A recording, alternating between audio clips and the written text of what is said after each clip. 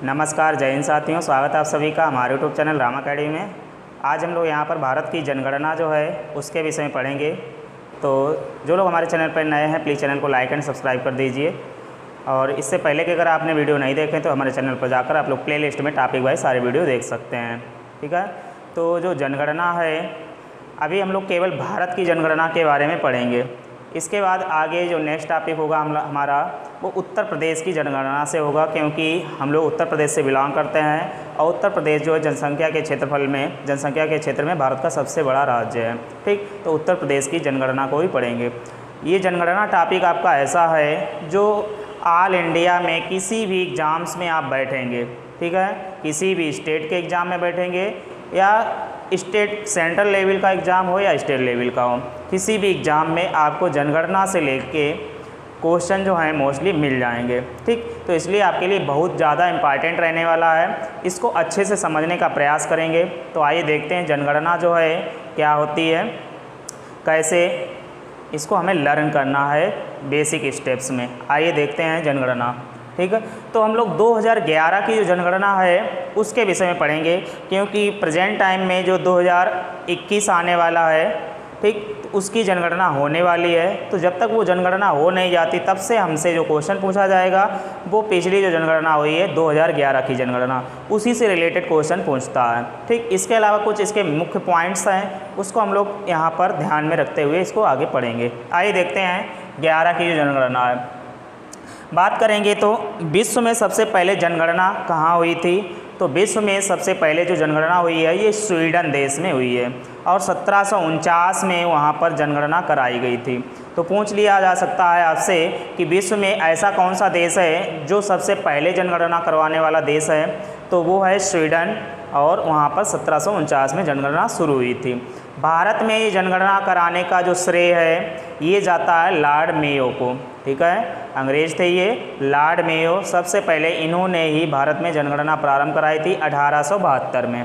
ठीक, इसके अलावा जो जनगणना होती है प्रत्येक 10 वर्ष के अंतराल पे होती है। तो 1872 में जो जनगणना पहली जनगणना हुई थी लॉर्ड मेयो के समय, लेकिन लॉर्ड रिपन जो थे उन्होंने जनगणना जो है दशकीय रूप में करने का निर्णय लिया।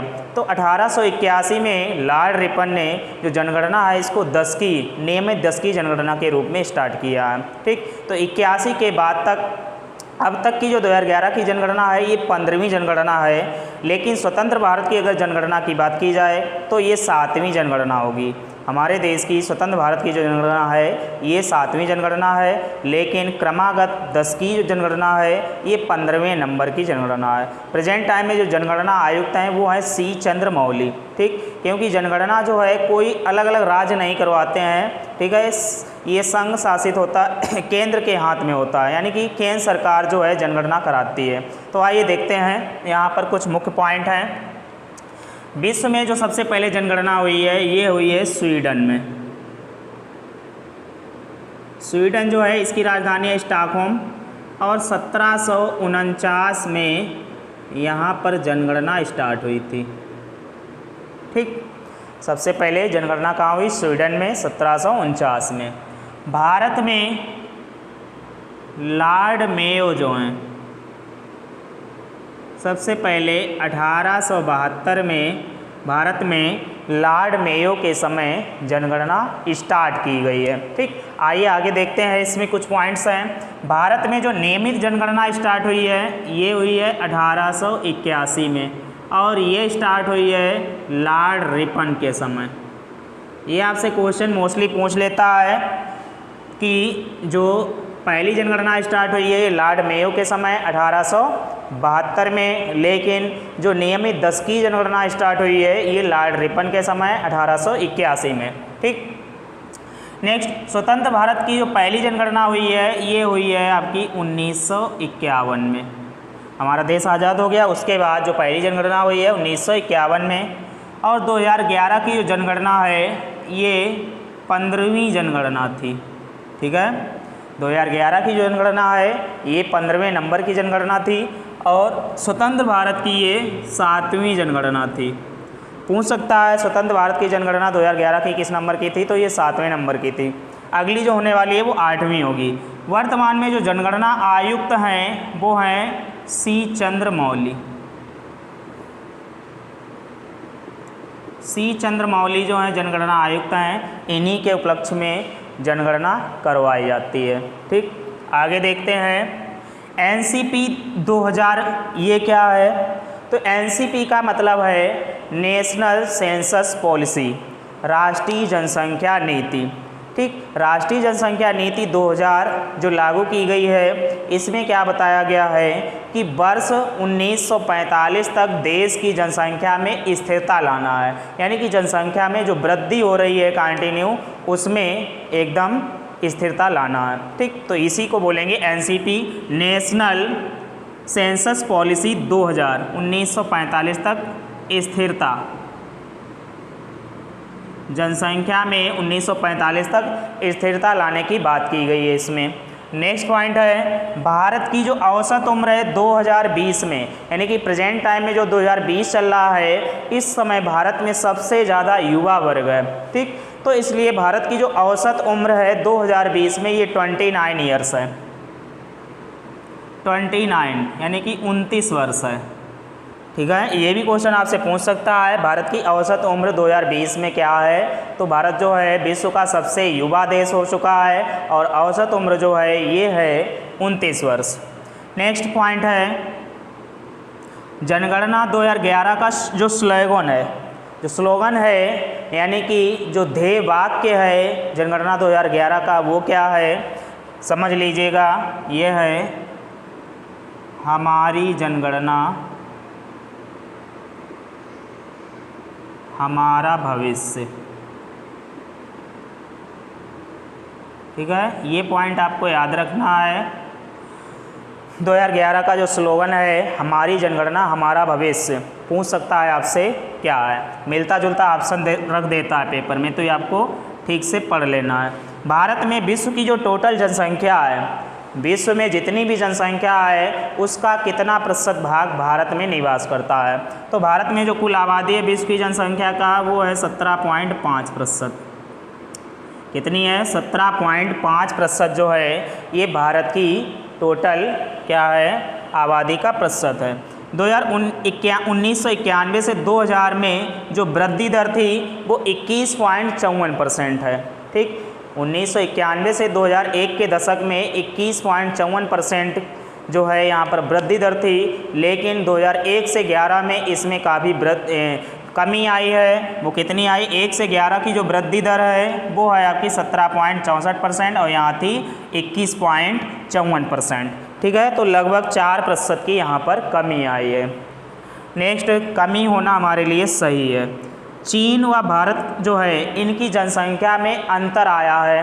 तो 1991 से 2001 के दशक में क्या अंतर था और 1 से 11 में क्या अंतर रह गया है। तो चीन और भारत की जो जनसंख्या है वो नियर अबाउट 23 करोड़ थी 91 से 2001 के दशक में, और 1 से 11 में इन दोनों देशों की जनसंख्या में जो अंतर आ गया है वो केवल 13 करोड़, यानी कि भारत की जो जनसंख्या है 2011 के अनुसार चीन से केवल 13 करोड़ ही कम है, यानी कि 121 करोड़ भारत की जनसंख्या है और उसमें 13 करोड़ और जोड़ देंगे तो 135 करोड़ जो है 11 के अनुसार चाइना की जनसंख्या है। हमारी जनसंख्या जो है केवल 13 करोड़ ही कम है। हो सकता है अगले कुछ वर्षों में भारत जो है विश्व में जनसंख्या में टॉप लेवल पर आ सकता है। ठीक, तो ये भी हमारे लिए खतरे की बात है।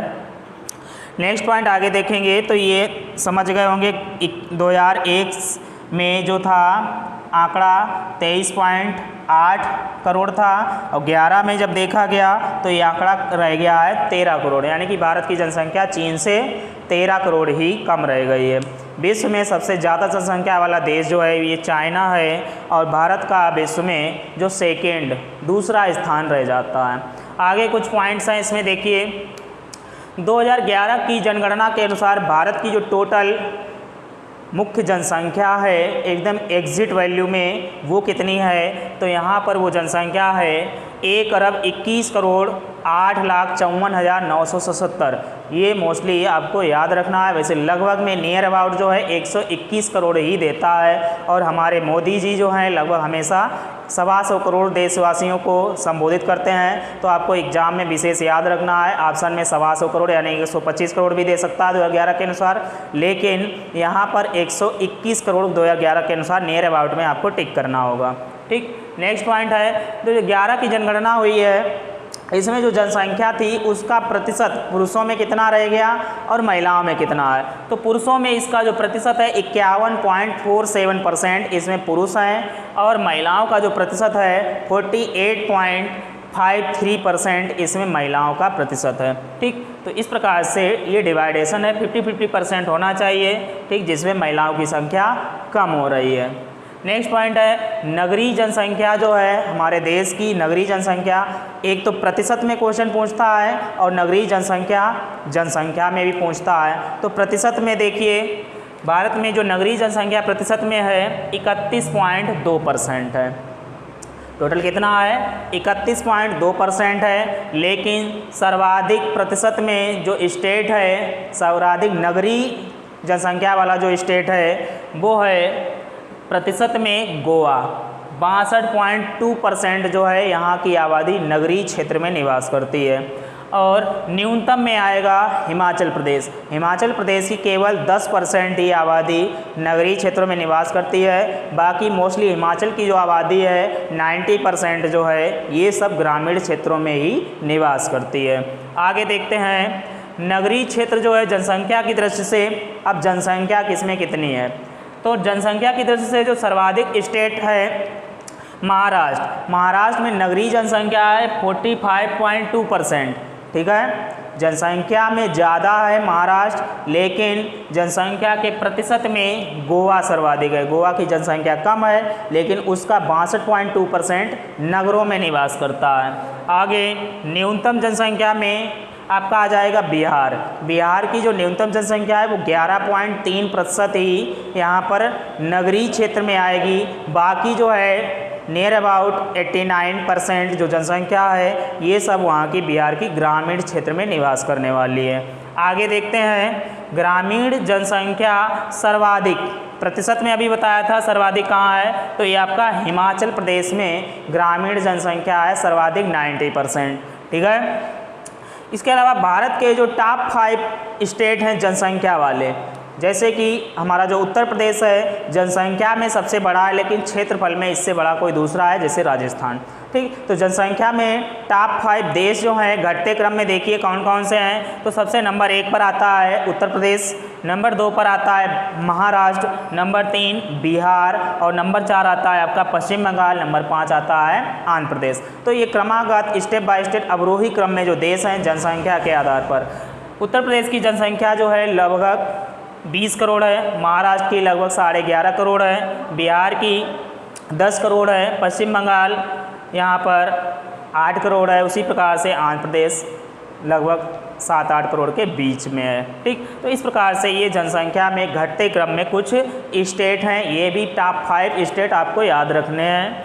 इसके अलावा जनसंख्या में सबसे ज़्यादा जनसंख्या वाला स्टेट और सबसे कम जनसंख्या वाला स्टेट आपसे पूछा जा सकता है। तो सबसे ज़्यादा वाला सभी लोग जानते हैं मोस्टली, सबसे कम जनसंख्या वाला स्टेट कौन सा है ये मोस्टली बहुत ही कम लोग जानते हैं। तो ये पॉइंट आपका होगा, सर्वाधिक जनसंख्या में यूपी है, एग्जिट वैल्यू में 19,98,12,341 यहाँ की टोटल आबादी है 2011 की जनगणना के अनुसार। और जो सिक्किम है यहाँ की सबसे न्यूनतम आबादी है 6,10,577। यहाँ की जो सबसे कम आबादी है राज्यों में अगर देखा जाए जनसंख्या सबसे कहाँ कम है तो ये आपका हो जाएगा सिक्किम। सर्वाधिक कहाँ है तो ये आपका हो जाएगा उत्तर प्रदेश। ठीक है, नेक्स्ट 10 की जो वृद्धि दर हो रही है, प्रत्येक 10 वर्ष के अंतराल में जो वृद्धि हो रही है वो पूरे संपूर्ण भारत में कितना प्रतिशत है और अलग अलग राज्यों में किसमें सर्वाधिक है, किसमें सबसे कम है।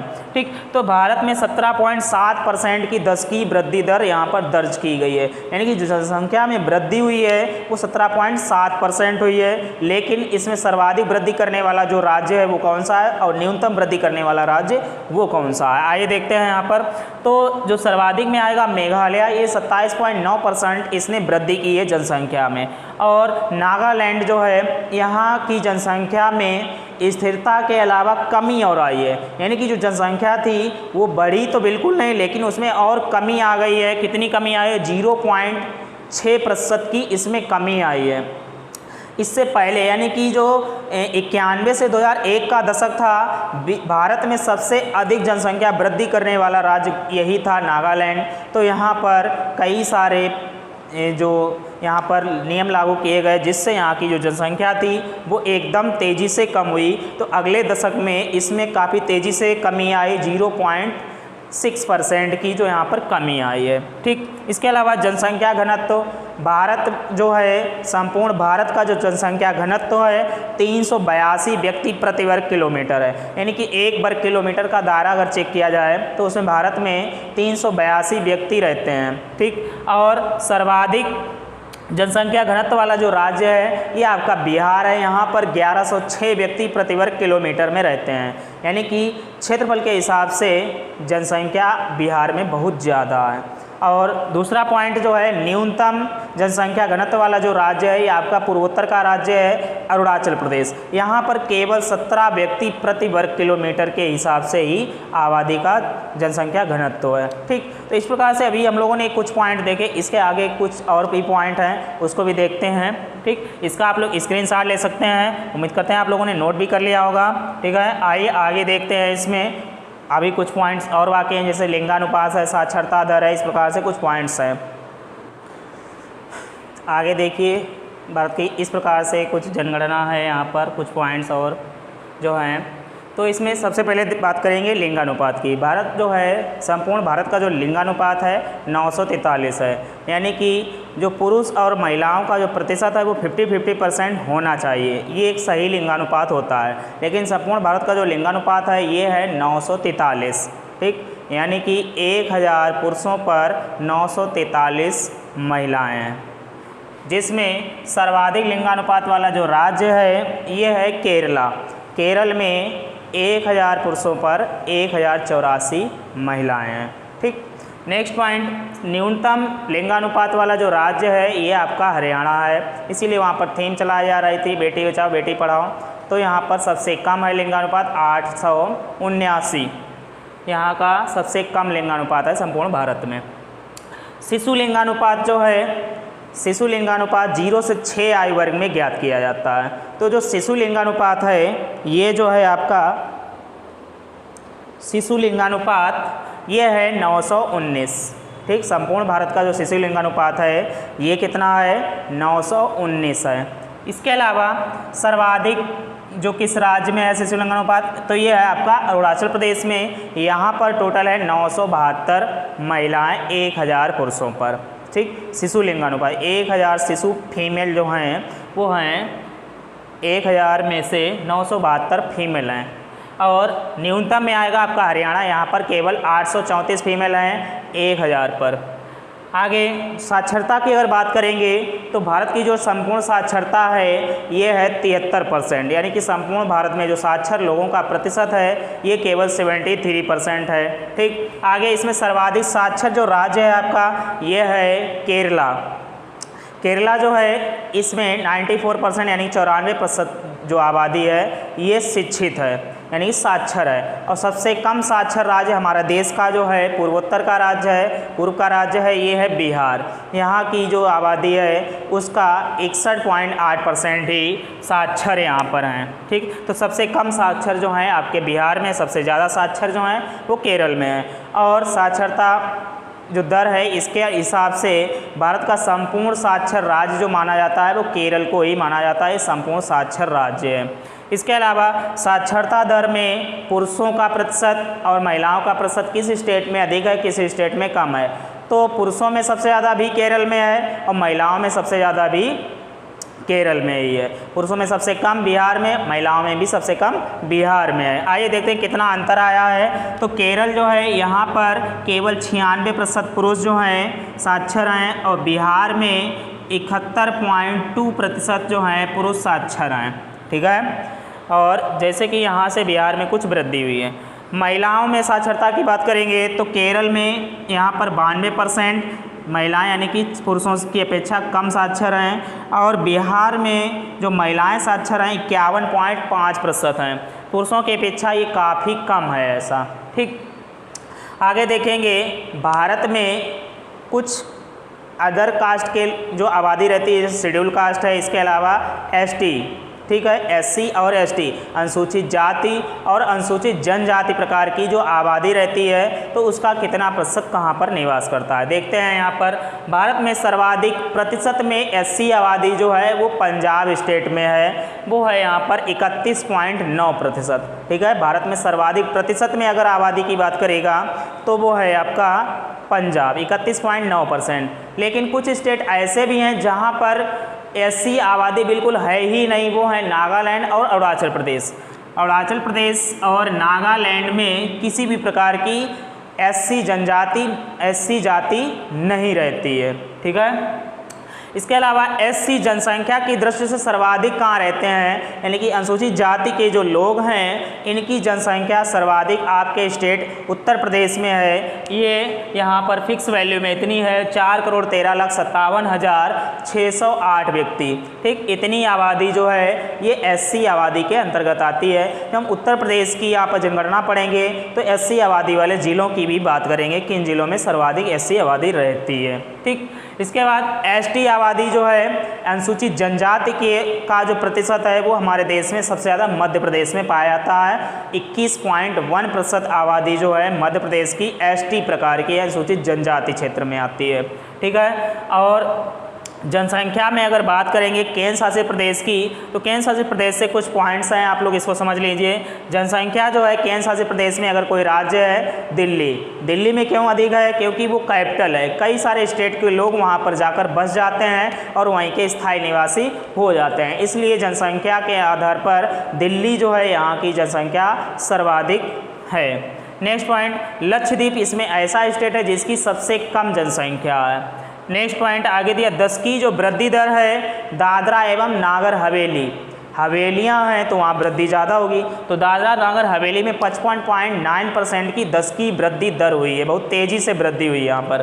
और यहाँ पर वृद्धि दर में जो सबसे न्यूनतम स्टेट है केंद्र शासित वो है आपका लक्षद्वीप, 6.3% ही यहाँ पर वृद्धि हुई है।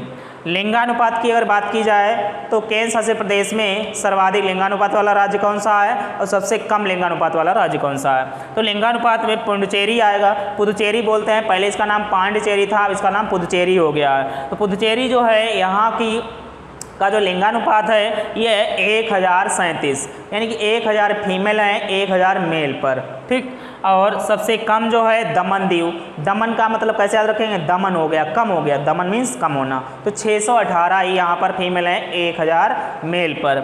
आगे दिया शिशु लिंगानुपात जो है ये सर्वाधिक जो है आपका अंडमान निकोबार में है। तो अंडमान निकोबार जो है यहाँ पर कितना है केवल 968 है। और सबसे कम जो लिंगानुपात वाला स्टेट है वो है आपका दिल्ली, यानी कि आपकी कैपिटल, यहाँ पर 871 फीमेल ही यहाँ पर आएंगे 1000 मेल पर। तो ये शिशु लिंगानुपात की बात हो गई। 0 से 6 आयु वर्ग में शिशु लिंगानुपात को मापा जाता है। साक्षरता की अगर बात करेंगे केंद्र शासित प्रदेश में तो केंद्र शासित प्रदेश में जो सबसे ज़्यादा साक्षर राज्य है वो है लक्षद्वीप, यहाँ पर 91.8% जो आबादी है वो साक्षर है।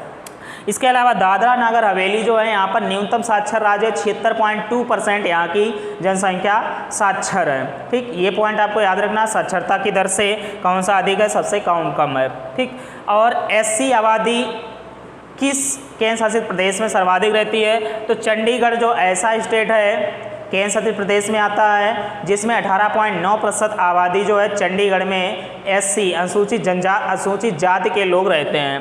और जनसंख्या में अगर बात की जाए प्रतिशत में तो आपका चंडीगढ़ आ जाएगा 18.9%, लेकिन जनसंख्या में अगर बात करेंगे तो दिल्ली जो आपकी कैपिटल है, यहाँ की आबादी जो है सबसे ज़्यादा है केंद्र शासित प्रदेश में। यह 28.12 लाख की आबादी हो गई है दिल्ली की। आगे अगली जो जनगणना होने वाली है ये विश्व में सर्वाधिक होने वाली नगरीय जनसंख्या में। आगे एसटी आबादी वाले जो स्टेट है केंद्र शासित में तो बात करेंगे, लक्षद्वीप जो है यहाँ की लगभग सारी जनसंख्या एसटी आबादी वाली है। 94.8% जो यहाँ की जनसंख्या है ये एसटी प्रकार की है, यानी कि अनुसूचित जनजाति की ये श्रेणी में आते हैं। और कुछ प्रदेश ऐसे हैं केंद्र शासित के जहाँ पर किसी भी प्रकार की एसटी आबादी नहीं रहती है, वो हैं आपके दिल्ली, चंडीगढ़ और पुदुचेरी। ये स्टेट ऐसे हैं जहां पर किसी भी प्रकार की एसटी आबादी नहीं रहती है। ठीक, तो इस प्रकार से हम लोगों ने जनगणना 2011 के विषय में पढ़ा। ठीक, उम्मीद करते हैं आप लोगों को ये पसंद आया होगा। आप लोग इसका स्क्रीनशॉट भी ले सकते हैं और नोट कर लेंगे। इसको आप 2 से 3 बार वीडियो को बार बार रिपीट करके देखेंगे तो आपको अच्छे से याद हो जाएगा। ठीक, अगले टॉपिक में नेक्स्ट क्लास में हम लोग उत्तर प्रदेश की जनगणना के बारे में पढ़ेंगे। तो उम्मीद करते हैं आप लोगों को ये वीडियो पसंद आया होगा। कोशिश करेंगे आप लोग अगला वीडियो ज़रूर देखें, तो इससे आपके दोनों टॉपिक क्लियर हो जाएंगे। और अपने दोस्तों को ज़्यादा से ज़्यादा शेयर करेंगे, जिससे आने वाली कोई भी नोटिफिकेशन होगी उनको सबसे पहले मिल सकेगी। ठीक, तो हमारा चैनल देखने के लिए आप लोगों का बहुत बहुत धन्यवाद।